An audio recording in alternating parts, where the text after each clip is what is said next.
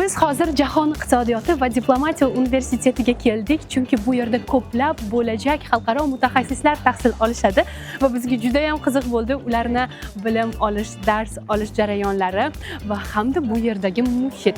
Agar sizga ham qiziq bo'lsa, ketdik birgalikda. Ushbu universitetda xalqaro munosabatlar, xalqaro iqtisodiyot va menejment hamda xalqaro huquq fakultetlari mavjud va bugun xalqaro munosabatlar fakulteti bilan birgalikda tanishamiz. Xalqaro munosabatlar fakultetida jami 1400 dan ortiq talabalar tahsil olishar ekan. Hozir keling birgalikda dars jarayonlarini o'z ko'zimiz bilan kuzatamiz. Juda ham qiziqib ketyapman. Yuringlar, ketdik. See and we can feel and the SDG goals, sustainable development goals. Men o'zimni bir muddatga xalqaro munosabatlar fakulteti talabasi sifatida his qilmoqchiman va hozir bu yerda leksiya jarayoni ketyapti, ya'ni ma'ruza darsi. Men hozir mana shu darsda qatnashib ko'raman. Ketdik faqat sekin. Assalomu alaykum. Mumkinmi? Uzr.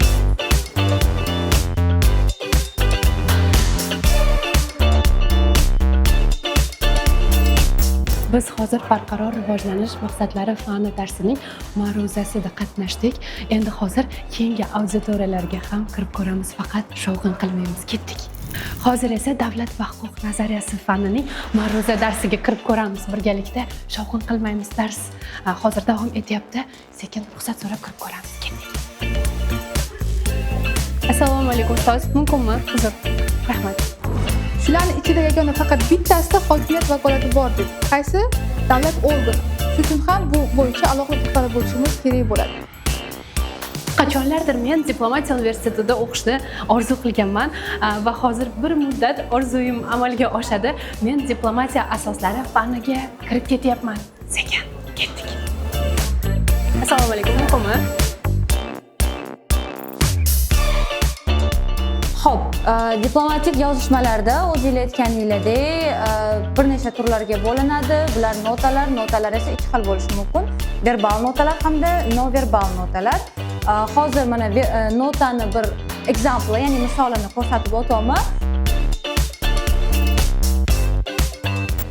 Fakultetda 83 nafar o'qituvchi professorlar talabalarga dars berishadi.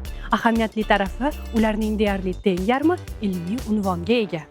Bu universitetda ko'plab xorijdan kelgan o'qituvchilar ham dars berishar ekan, hattoki xorijdan kelgan talabalar ham bor ekan. Questa frase deve essere il logico contrario. Men bo'laman-ku universitet kutubxonasiga kirmay ketamanmi? Yaxshi xalqaro mutaxassis bo'lish uchun juda ham ko'p kitob o'qish kerak ekan. Men esa kitoblarni aravasi bilan oldim. Bo'sh joy bo'lmagan.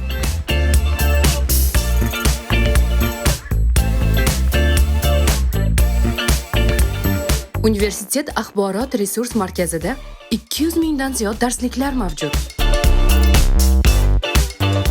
Bu yerda hattoki ochiq terrasada o'tirib, uyi vazifani tayyorlash va kitoblar o'qish ham mumkin ekan. Universitet hududida viloyatdan kelgan talabalar uchun 1000 o'rinli yotoqxona ham mavjud. Kelinglar birgalikda kirib ko'ramiz. Bu yerda zamonaviy jihozlangan xonalar, ma'naviyat xonalari talabalar uchun xizmat qilmoqda. Shuningdek, talabalar universitet hududida joylashgan suv havzasi hamda sport kompleksidan ham unumli foydalanishlari mumkin. Marhamat.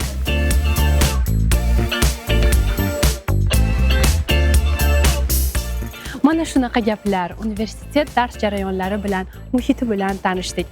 Ishonamizki, ushbu universitetda tahsil olayotgan talabalar kelajakda O'zbekiston nufuzini yanada jahonga olib chiqadigan mutaxassislarga aylanishadi. Biz ularga omadlar tilagan holda keyingi manzilda ko'rishamiz deb qolamiz. Xayr.